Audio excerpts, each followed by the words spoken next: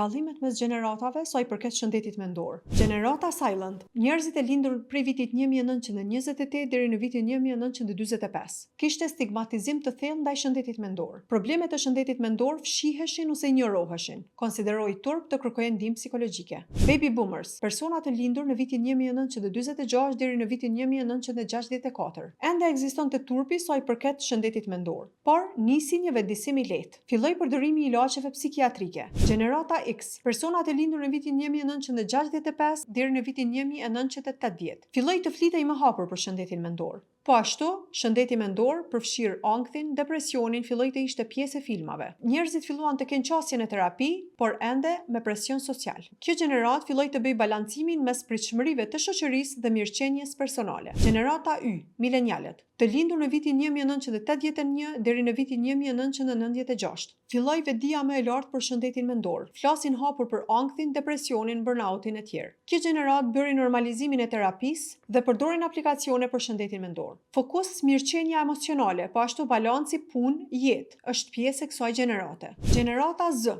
njerëzit e lindur prej vitit 1997 deri në vitin 2012. Konsiderohet si gjenerata më e hapur ndaj shëndetit mendor. Flasin për ndjenjat, kërkojnë ndihmë edhe aktivizohen për kauza të shëndetit mendor. Terapia shihet si formë fuqizimi për këtë gjenerat. Ka rritje të ndjeshmërisë ndaj gjendjeve si ankthi, depresioni, ADHD e tjerë. Rrjetet sociale ndikojnë ndonjëherë negativisht te kjo gjenerat, por ka edhe vetëdijsim nga rrjetet sociale sa i përket problematikave të shëndetit mendor. Gjenerata Alfa, të lindur pas vitit 2012, janë gjenerat që po rriten në një ambient ku shëndeti mendor është edukim. Prindërit Z dhe milenial janë të hapur për trajtimin e fëmijëve të tyre te psikologu. Këto janë dallimet e gjeneratave sa i përket pjesës së shëndetit mendor.